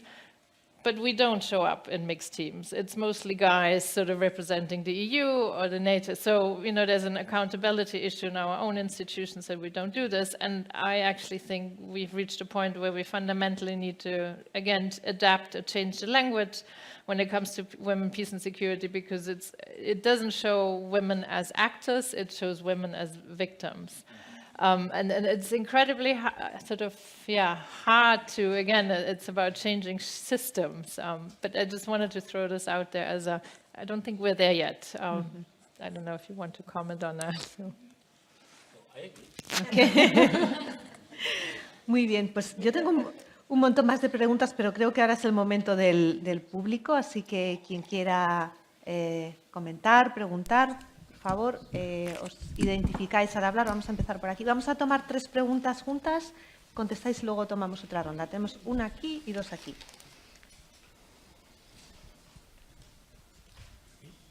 Teníamos una allí al fondo, por favor. Hablando de acción exterior, en las revueltas árabes y en toda la tensión del Medio Oriente, un experto me dijo que al final, más allá de las corrientes religiosas, la batalla de verdad se está dando sobre las mujeres y el cuerpo de la mujer. En ese sentido, ¿cómo evalúan en qué punto estamos y hasta qué punto Europa hace política exterior en ese sentido? Gracias. Aquí había una persona. Da igual, los dos. Sí, gracias. De un tiempo a esta parte, en el lenguaje hablado y escrito se está utilizando mucho la dúplica. Ciudadanas, ciudadanos, españolas, españoles. madrileñas, madrileños, madridistas, madridistas, economistas, economistas, miembros. Pregunto, sin ánimo de ridiculizar, porque hay incluso instituciones que tienen en sus libros de estilo establecida la obligación de esta dúplica, so pena de advertencia seria. ¿Qué aporta, si aporta algo este lenguaje, a la lucha por la igualdad de género? Gracias. ¿Otra pregunta? Bueno, yo primero quiero dar las gracias al Instituto Elcano por organizar este debate tan interesante, donde ustedes han tocado muchísimos temas muy sugerentes y que dan lugar a muchos comentarios. Si me permite, Cristina, me gustaría hacer una pregunta y 3 comentarios, reflexiones. Pero muy breves, por favor, para dar Voy a intentar tiempo al ser muy resto. breve. A mí me gustaría profundizar en las causas del retroceso que se ha producido en los últimos años en el tema de la agenda de la igualdad de género y sobre todo circunscribirlo al tema de la crisis económica. Y quizás cómo en Europa se ha desactivado el tema de la agenda de género en los últimos 10 años, poniéndose de manifiesto que la igualdad de género o la agenda de la igualdad de género es una agenda de lujo para los buenos tiempos y que es una inversión que no nos podemos permitir cuando parece que es todo lo contrario, ¿no? Y cómo la consecuencia de la crisis económica, como ustedes han comentado, ha sido la emergencia de liderazgos fuertes donde los votantes lo que buscan son salvadores, ¿no? Y donde casi estamos en un mundo distópico donde no hay héroes sino villanos y todo eso es muy masculino, ¿no? Incluso si las propias, le quería preguntar, Miriam, si las ideologías, el populismo y el nacionalismo no son también ideologías muy masculinizadas y yo diría machistas, ¿no? Cómo estamos en ese momento y cómo ahora parece que hay una oportunidad después de la crisis económica para retomar la agenda de la igualdad de género, pero nuestra preocupación por el populismo y el nacionalismo puede hacer que volvamos a poner en un segundo plano el tema de la igualdad de género. Esa es un poco mi pregunta. Comentarios muy rápidos. Hablando de las estadísticas, María Solanas ha hablado de estadísticas muy negativas, pero yo quiero también hablar de cómo estadísticas que nos parecen negativas por ser, ¿no?, alarmantes, pueden ser positivas. Por ejemplo, la estadística que hay sobre el acoso sexual llama mucho la atención, como en los países nórdicos las cifras son muy altas. Pero son las cifras altas porque hay mucho acoso o porque hay mayor conciencia, porque siempre se compara con España donde son muy bajas. Tema de conciliación laboral. Yo me pregunto hasta qué punto tenemos que empezar a dejar de... Esto es algo un poco provocador, pero ¿por qué lo estamos siempre relacionando con las mujeres, el tema de la conciliación laboral? Parece que los horarios se tienen que amoldar a nosotras por el tema de los hijos, ¿no? Pero ¿por qué no empezamos, como hacen los países nórdicos, a implicar más a los hombres, ¿no? Y sobre todo, a hacer que sea transgénero? ¿No tenemos que relacionarlo quizás con la productividad económica? ¿Es lógico en España que estemos trabajando 12 horas y salgamos a las 9 de la noche? Yo creo que es una queja compartida por todos. Y luego, una cosa que he echado de menos en su debate ha sido el tema de la política de educación, por el tema de los valores. A mí me sigue llamando mucho la atención el sexismo que hay en los juguetes, ¿no? Donde parece que lo rosa está relacionado también. El otro día, por cierto, de un compañero que tengo en Australia nos manda una foto que parece que esto es universal en muchos países, ¿no?, desarrollados, donde había un maletín en azul que era el maletín para ser médico para los niños, mientras que el maletín rosa era de belleza, ¿no? Entonces, claro, el tema de la aversión al riesgo que tenemos las mujeres a no hablar, ¿no?, a estar en un lugar secundario, ¿cómo se puede solucionar si no es con políticas educativas? Y esa tiene que ser la primera. Muchas gracias. Gracias. ¿Quién quiere empezar? Vamos por orden. María. Sobre la pregunta que hacía usted relacionada con las primaveras árabes, creo que los temas de género sí que son un elemento en la política europea, pero permítame que ponga en duda si tenemos realmente en la Unión Europea una política, ¿no?, hacia esa parte del mundo. Creo que no, realmente. Pero lo que tenemos incorpora ese elemento, ¿no? Pero sí me gustaría simplemente comentar el tema de Túnez, ¿no? Y el éxito que puede representar Túnez dentro de esas primaveras árabes fallidas, precisamente y en buena medida porque las mujeres fueron muy activas, ya lo eran anterior al estallido de de la primavera en 2011, pero ellas, a través de las asociaciones, a través de las formaciones políticas, consiguieron y han conseguido construir una nueva Constitución y una sociedad que mira al futuro, en donde la igualdad de género sí está incorporada como un elemento central. Por tanto, yo sí creo que en aquellos países donde hay una posibilidad de que pues la primavera tenga éxito, la implicación de las mujeres, no como víctimas, sino como actrices, porque actoras suena un poco raro en castellano, ahora entraré al tema del lenguaje, sí que ha sido clave, ¿no? Y ha sido reconocido no solamente por la Unión Europea, desde luego por España, que ha apoyado en el ámbito de la cooperación, ha apoyado ese elemento, y a las asociaciones de mujeres en Túnez, en terreno. Así que yo diría que ese es un elemento positivo, ¿no? Voy a decir una línea respecto al lenguaje. El lenguaje visibiliza, el lenguaje es una manera de entender el mundo. Esto no es nada, es muy obvio, ¿no? Pero es así. Entonces, es cierto que quizá caemos en una excesiva transformación del lenguaje a modo de visibilizar, pero yo creo que el debate de fondo es que tenemos un problema de desigualdad y que el lenguaje es un instrumento más para hacerlo visible, ¿no? De hecho, los manuales, efectivamente, al uso para estos temas indican lo positivo que puede ser desdoblar el masculino y el femenino en determinados contextos, ¿no? Pero creo que el árbol no nos deja ver el bosque, y el bosque es la desigualdad, ¿no? Y eso nos aleja, ¿no?, del debate fundamental. Bueno, el tema de los populismos y nacionalismos, creo que tenemos una gran experta aquí, así que y el tema de las estadísticas que comentaba Marta. Yo no sé exactamente si podemos equiparar las estadísticas que tomamos en España con las que se toman en los países nórdicos, pero es verdad que es bastante repetido en el discurso que no es que haya más acoso sexual en los países nórdicos, sino que la gente denuncia en mayor medida, ¿no? Habría que hacer un estudio realmente un poquito más profundo respecto a cómo medimos en España y cómo se mide en otros países, ¿no? Pero yo creo que lo que nos indica esa estadística, en todo caso, es lo que decíamos al principio. Ningún país del mundo ha conseguido superar un problema que afecta al 35% de las mujeres en todo el planeta, ¿no? Y Europa no está ajena, y aquellos países incluso donde las políticas de igualdad de género datan de tan largo tiempo, ni siquiera ha sido así, ¿no? Yo creo que el problema de violencia contra las mujeres existe en los países nórdicos, no están ajenos a ese problema, y probablemente las estadísticas pueden ser más o menos similares al de otros países, aunque yo creo que en España sí que ha habido una ruptura del silencio en ese sentido también, que se ha ido incrementando en los últimos años, y hay muchas más denuncias. No tengo nada que añadir. ¿No? ¿Corina? No, ahora no. Just a couple of thoughts. I'm not an expert on sort of the Arab regions, but I would argue some of the things that sort of happened is sort of torture and using the body of women.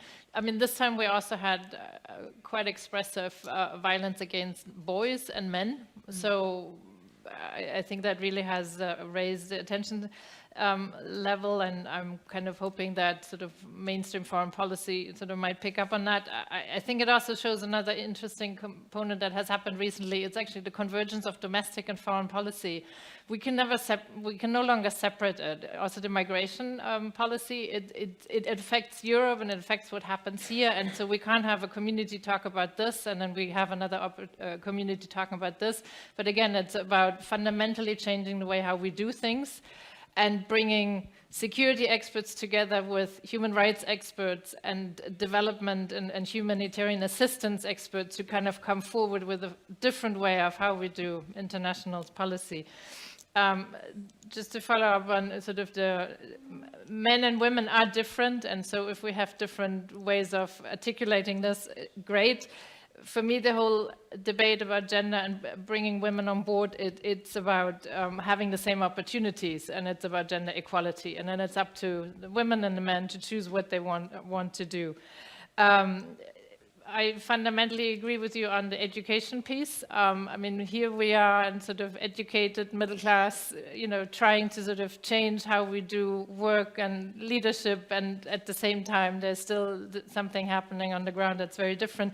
I think it's up to us as individuals, as mothers and fathers, to challenge, you know, the toy industry, the clothing industry, and the teachers that might still kind of try to propagate very traditional sort of gender roles.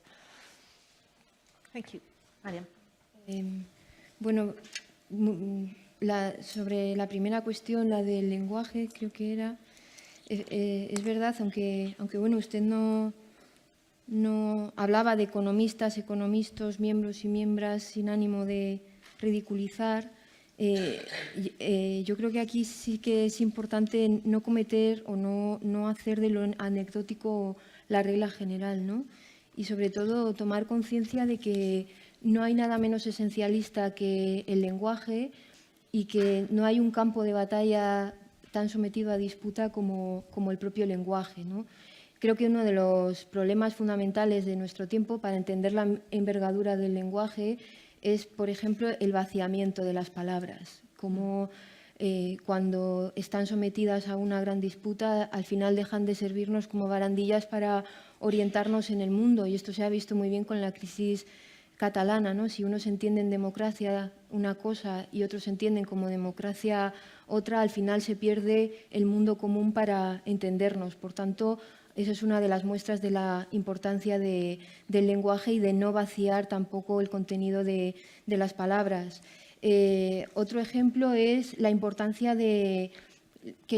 la que antes aludía de representar los problemas políticos con un lenguaje adecuado. No es lo mismo hablar de ley sobre la salud sexual y reproductiva, porque esto apela a toda la sociedad y habla del aborto como un problema efectivamente social que interpela a hombres y mujeres con un carácter estructural, que hablar del aborto como el derecho de la mujer, de la madre, es decir, que aquí ya estás definiendo primero a la mujer no como un actor con capacidad para decidir, sino fundamentalmente como madre, y de la vida del no nacido, ¿no? Aquí también lo que estás de alguna manera atribuyendo esa carga y esa responsabilidad a la mujer en tanto que madre, y estás protegiendo,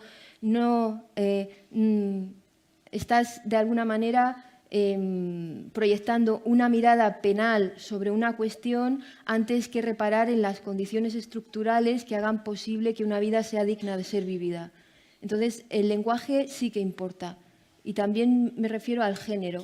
Cuando hablamos de género no hablamos, o violencia de género, no hablamos de una violencia doméstica y, por tanto, ponemos el foco en una violencia que se ejerce en un lugar, ni hablamos de violencia pasional y ponemos el foco en una violencia que se ejerce entre parejas, sino que hablamos de violencia de género, poniendo de relevancia su carácter estructural como la manifestación más brutal de una desigualdad profunda.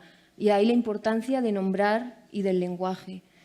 Y en cuanto al populismo, yo sí pienso que tiene una raíz profundamente machista. Esto es un tema muy interesante. También estoy completamente de acuerdo con que hay una recesión importante a partir de la crisis económica en las políticas de igualdad, en temas de recursos y también de visibilidad. Yo recuerdo muy vivamente ese momento en el que por fin se reconoce que hay una crisis. Y una de las primeras medidas que toma el presidente Zapatero es eliminar el Ministerio de Igualdad, que es probablemente el ministerio que menos presupuesto tenía. Entonces, fue algo muy simbólico. Y también quitar a la vicepresidenta, que era una mujer, y poner a un hombre, ¿no? Ahí hay un tema muy simbólico que es como, cuidado, crisis económica, llega el hombre. Hay una conexión muy profunda entre temas de calado, temas que afectan a la propia supervivencia, y temas de género que se vinculan efectivamente con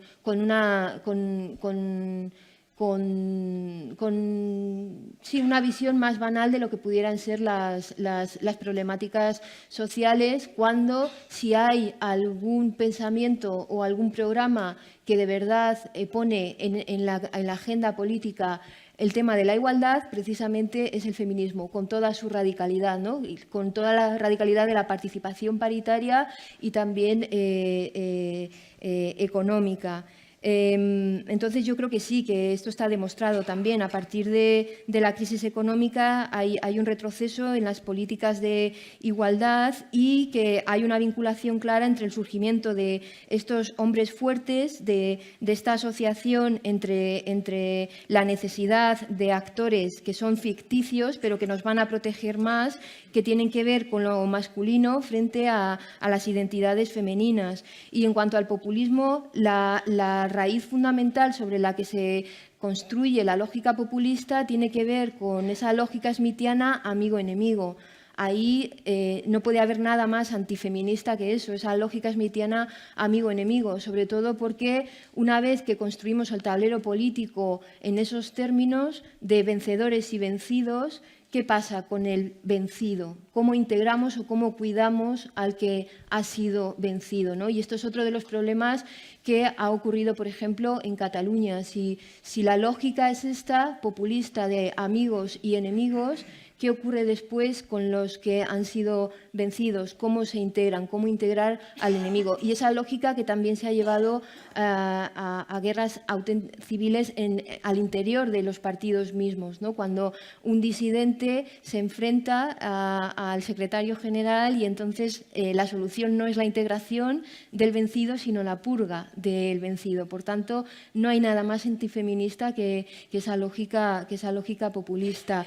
Y para poner otro ejemplo, las voces de filósofas más importantes en este momento hablan de una epistemología que tiene que ver con el reconocimiento de la interdependencia, con el reconocimiento de la vulnerabilidad como un presupuesto ontológico o antropológico de raíz, frente a esa lógica también hobbesiana del individuo independiente que surge en el estado de naturaleza.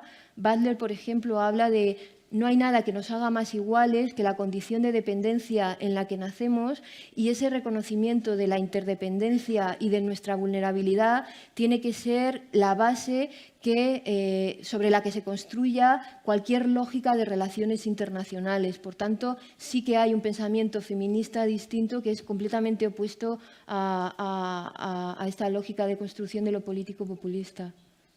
Si puedo añadir solo una nota sobre el lenguaje, estoy totalmente de acuerdo con María. Cuando hablamos de estas cuestiones, muchas veces eso nos lleva al árbol y no al bosque, porque son detalles. Yo, como periodista, soy practicante fiel de la economía del lenguaje y del sentido práctico, y además es lo que recomienda la RAE. Y, sin embargo, cambié mi práctica hace no mucho cuando leí un estudio que demostraba, o sea, no son nuestras percepciones, es un estudio que demuestra que en grupos similares de composición expuestos solamente al uso del masculino como genérico o a la duplicidad, las actitudes con respecto al género cambian. O sea, está demostrado en estudios hechos en la universidad que el lenguaje sí que influye en cómo nosotros vemos y percibimos la sociedad. Así que creo que es importante. Vamos a coger una segunda ronda de preguntas. Hay una aquí y otra allí. Y con eso os voy a pedir que seáis breves porque se nos acaba el tiempo. Buenas tardes ya. Gracias a las ponentes y al ponente. Y bueno, mi nombre es Mayra Morococo, soy experta en política exterior feminista y asesora del Grupo Parlamentario Unidas Podemos. Las reflexiones, cuando hablamos de política exterior feminista, de la que actualmente se está implementando en algunos países, en algunos ministerios de Asuntos Exteriores, se termina cayendo en las líneas clásicas del desarrollo y del humanitarismo. Esa es una línea clásica y necesaria, y la otra es la representación, ¿no? Las listas paritarias, el empoderamiento de las mujeres que estén en puestos oficiales. Ningún problema. Me gustaría traer a la conversación cuáles serían ejemplos para las personas que están aquí en la sala hoy de política exterior feminista innovadora y rompedora y que va al hardcore de la política exterior. Por ejemplo, ¿qué sería política exterior feminista en el caso de los tratados de libre comercio? ¿Qué sería política exterior feminista en el caso de la inmigración y el asilo, ¿no? Y cómo esto afecta a lo que se llama cadenas globales de cuidados? Lo dejo ahí. Gracias. Aquí tenemos otra pregunta. Mi nombre es Grace Obado, soy profesora de Relaciones Internacionales en el Instituto de Empresa y la presidenta de África 2.0 en España. Mi pregunta está relacionado con el campo político en África. En África ha hecho falta en muchos países tomar decisiones para dar visibilidad a las mujeres. En Kenia en concreto a través de un sistema de cuotas. Y es muy bueno, pero hay estudios que demuestran que los números no automáticamente se traducen en influencia o en poder.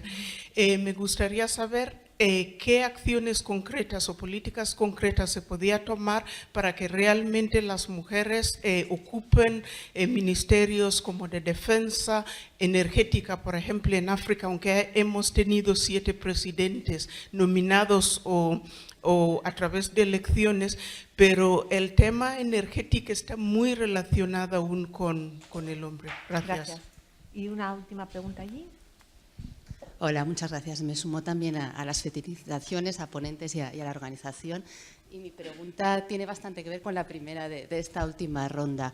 Yo soy Ana Puy, llevo los temas de mujeres y ciencia en la Secretaría de Estado de Investigación, Desarrollo e Innovación, y sí que echaba de menos también, y quería un poco puntualizar, que también hacemos política exterior feminista desde otros ámbitos sectoriales, no solo desde los ministerios de Asuntos Exteriores, ¿no? Que en el caso de la Unión Europea, puntualizando la última parte de la intervención de Corina, al menos a mí me consta, y estamos participando en eso, en impulsar la igualdad de género en la cooperación internacional en materia de ciencia, tecnología e innovación. Entonces, a través del Consejo de la Unión Europea salieron unas conclusiones a finales de 2015 sobre igualdad de género en investigación, desarrollo e innovación, y uno de los puntos que tenemos de trabajo, y lo hemos empezado a trabajar, es cómo impulsar eso. Se hizo una encuesta el año pasado pues para poder sacar de ahí una guía de buenas prácticas, ¿no? La sorpresa fue que es que no se estaba haciendo casi nada y ahora estamos preparando unas guías desde otra metodología a través de un proyecto de cooperación también europea en materia de género y ciencia, ¿no? Entonces, mi pregunta era, o sea, a mí me consta que, y lo estamos haciendo, y hay interés en trabajar en estos temas desde investigación, desarrollo e innovación, y seguramente también pues desde los ámbitos de salud o de migraciones, o como se comentaba antes, ¿no? Yo creo que también hay que ponerlo sobre la mesa y es algo que conviene impulsar, ¿no? Y luego solo una pequeña puntualización con el tema del lenguaje, que no quería que entráramos en él, pero sí que comentar que no solo la duplicidad, que con lo que comentabas, María, de lo de la duplicidad y la economía de las palabras, que hay términos y dentro de las metodologías de utilizar lenguaje inclusivo, lenguaje no sexista, en los que no hace falta duplicar y muchas veces no tenemos que recurrir a ellos cuando hablamos de profesorado o de personal investigado, y no tenemos que estar diciendo investigadoras, investigadores, que muchas veces se pretende ridiculizar algo que realmente no se utiliza y que hay formas alternativas, y que absolutamente de acuerdo con lo que habéis contestado desde la mesa, ¿no? Que el lenguaje construye y que es necesario, no es simbólico solo. Gracias. Gracias. Ahora sí, por alusiones. Podemos intentar de contestar la pregunta sobre política feminista en los grandes tratados comerciales, lo mismo en lo de inmigración y de protección de refugiados.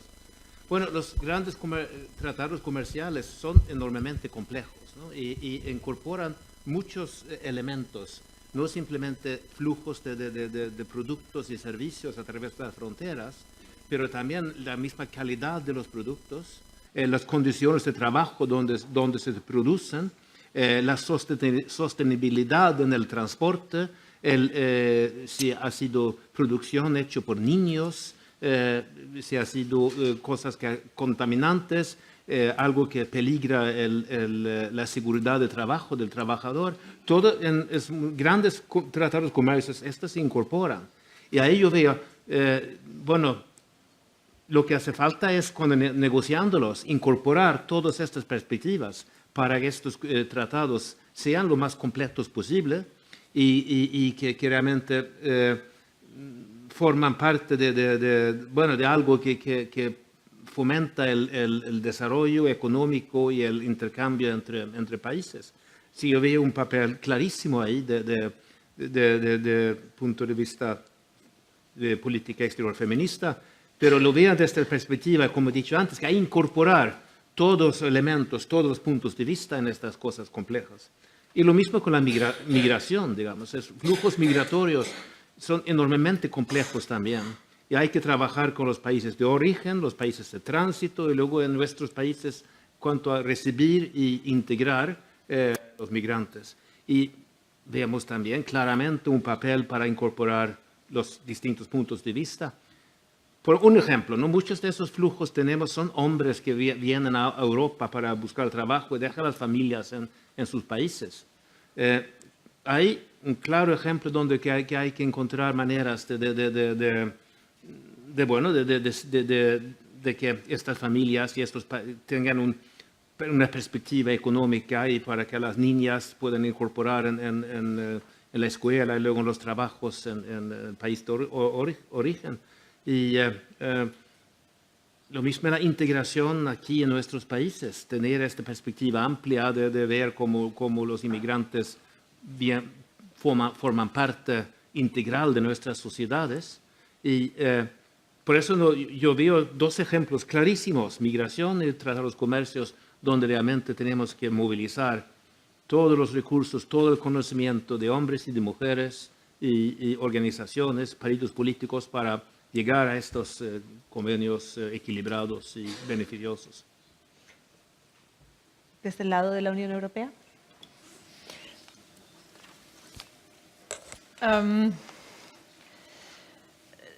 A couple of things. I think we need to clarify if we want to talk about feminism or we want to talk about gender. And feminism has a particular purpose, kind of fighting against sort of sexist behavior.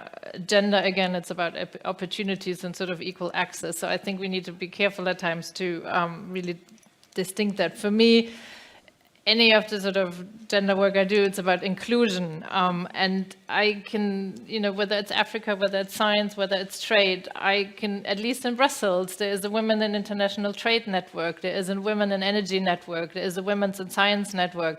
So I think the women are there and they can speak about these policy issues. It's about proactively going out and finding them and then addressing them and sort of using them and bringing them into sort of the areas where they can be part of a decision-making process.